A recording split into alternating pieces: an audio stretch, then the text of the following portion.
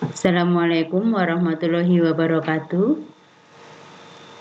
Pagi anak-anak, hari ini kita akan mengadakan latihan soal untuk KD 3.3 tentang fluida statis yang materinya sudah saya berikan 2 minggu yang lalu.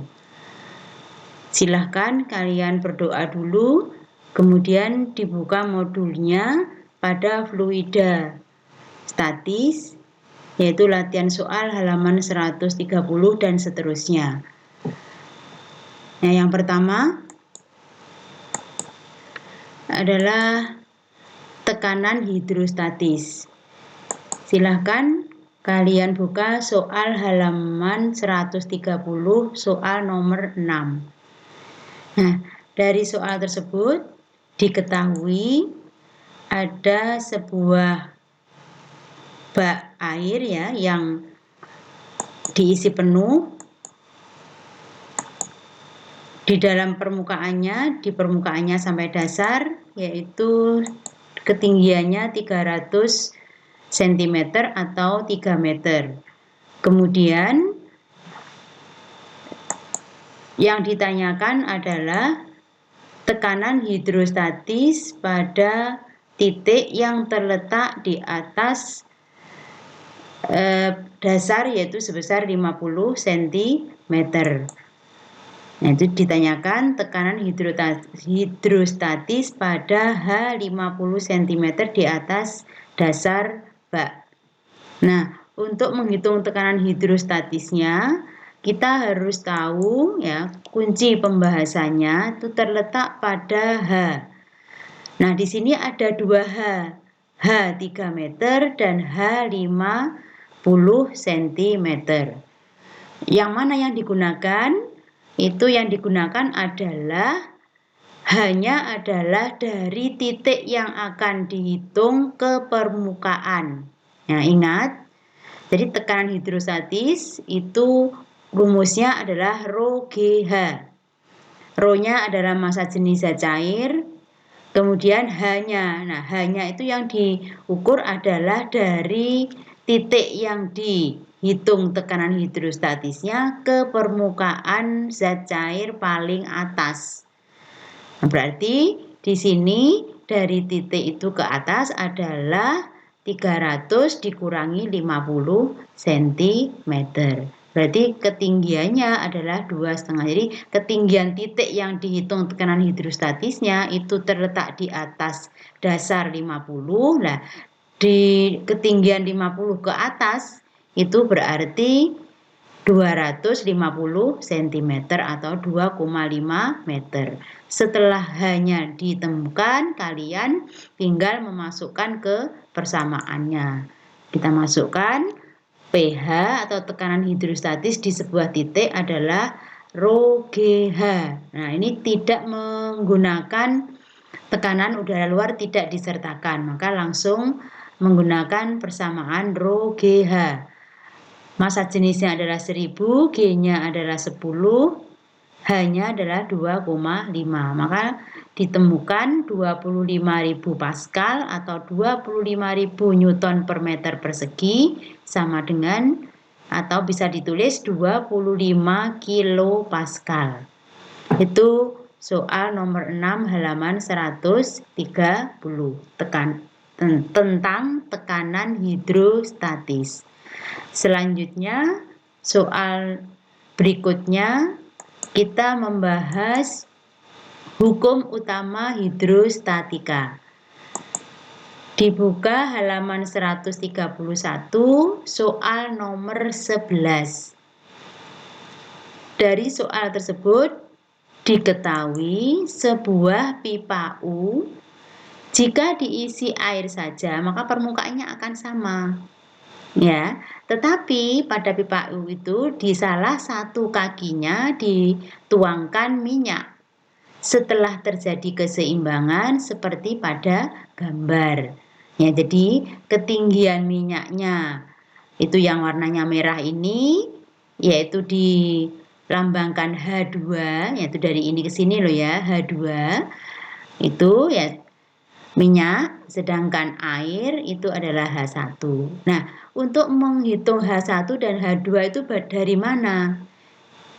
Waktu materi sudah saya berikan contoh juga ya, yaitu dari pertemuan permukaan dua zat cair yang berbeda, yaitu ini air dan minyak. Kalau di kaki kiri tidak ada pertemuannya karena hanya satu jenis.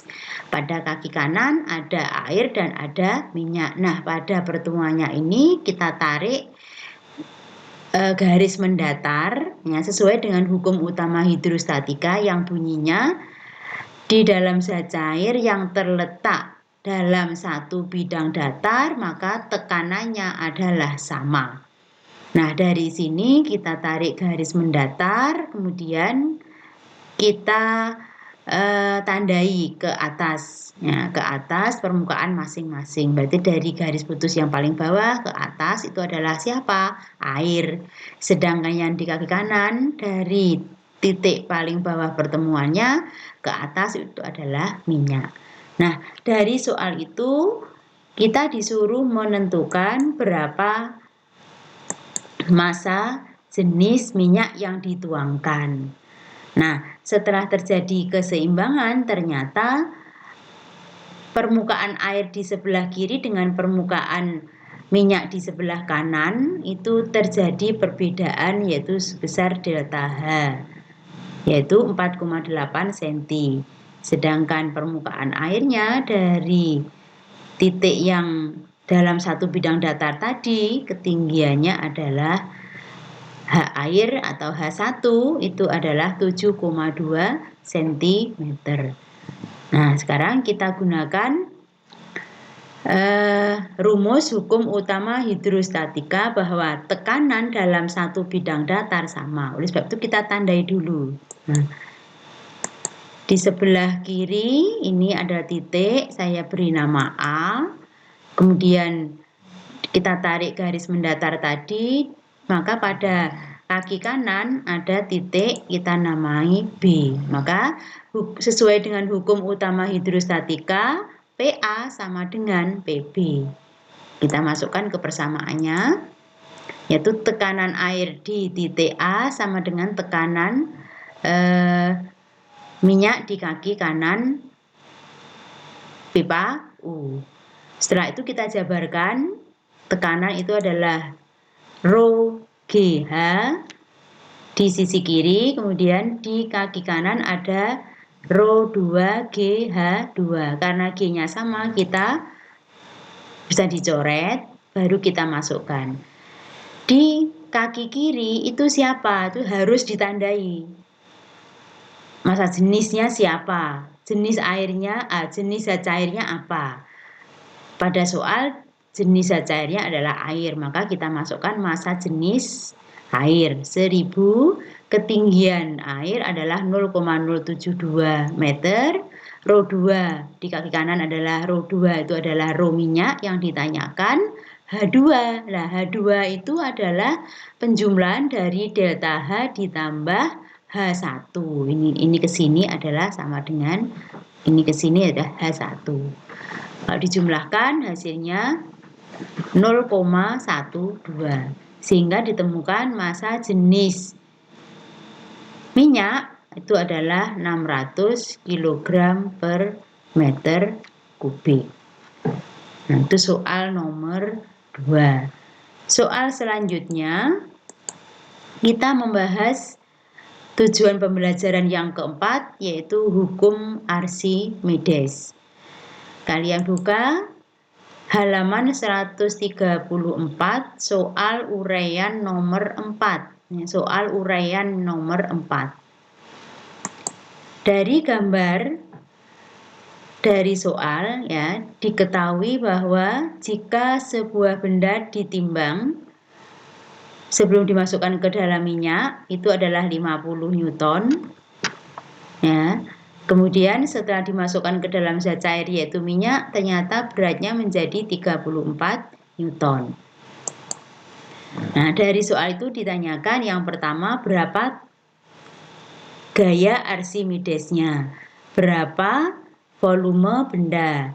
Yang ketiga berapa massa jenis benda. Nah, dari ketiga pertanyaan kita jawab yang pertama. Berapa gaya Archimedesnya? Yaitu merupakan selisih antara berat benda di udara dikurangi berat benda di dalam minyak. Yaitu 50 dikurangi 34, 16 Newton. Itu gaya Archimedesnya. Jadi jawaban A terjawab. Sekarang kita jawab pertanyaan B. Nah, dari gaya Archimedes kita jabarkan Rho, G, volume benda. Tentunya massa jenisnya adalah massa jenis zat cair, dalam hal itu minyak. Kita masukkan gaya Archimedesnya 16, massa jenisnya adalah 800, G-nya 10, volume benda ditemukan yaitu 2000 meter kubik. Jawaban yang kedua. Jawaban pertanyaan terakhir, berapa massa jenis benda?